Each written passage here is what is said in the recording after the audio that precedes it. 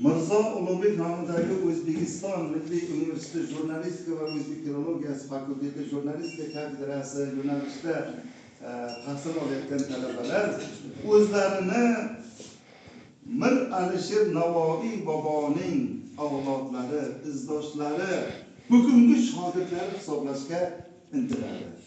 Bular Hazrat Navoiysiz hayotni g'arib deb biladi. Uning asarlarini dildan o'qiydi. Xudo xolasa yaqinda meni ham bir to'plamim chiqyapti, sizlarga buni yetkazaman. Vatan, millat, xalq madhi degan, unda Samarqanddan ilhom olgan Navoiy degan qasidani kelgan. Xudo xolasa uni keyingi mana shunday ijodiy uchrashuvlarimizda o'qib o'rganamiz. Hozir bugun Mir Alisher Navoiy bobomiz tavalludi munosabati bilan o'tkazayotgan adabiy kechamizda mana shu talabalarimiz Hazrat Navoiyning shoh satrlaridan baytlar o'qiydi. Marhamat qizlarim. 18 ming olam oshubi agar boshingdadir. Ne ajab uchun sarfinozim 18 yoshingdadir. Desa bo'lg'ay kim yana ham 18 yil husni bor.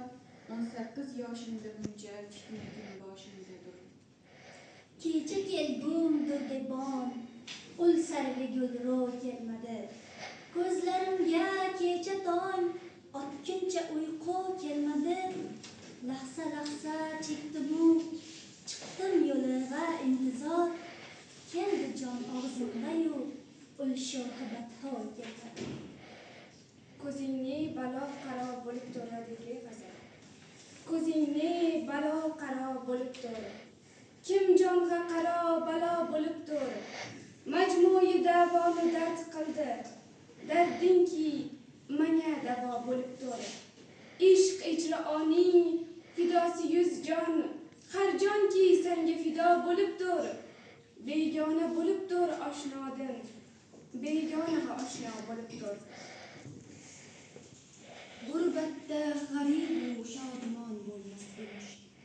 El anga shafiq u mehribon bo'lmas emish. Oltin qafas ichra gar qizil gul bitsa, bulbulga tikandek oshno bo'lmas emish. Bizning shaydo ko'ngil bechora bo'lmish. Malomat dashtida ovora bo'lmish. Ana bas kim yog'ar tosh ustida tosh. Tanida yora uzra yora bo'lmish. Urarda dam badam xorog'a boshin. So'ngaklar anda pora bo'lmish. Balo tog'i aro yotqanda bemor. Hazur sinjobi xora bo'lmish.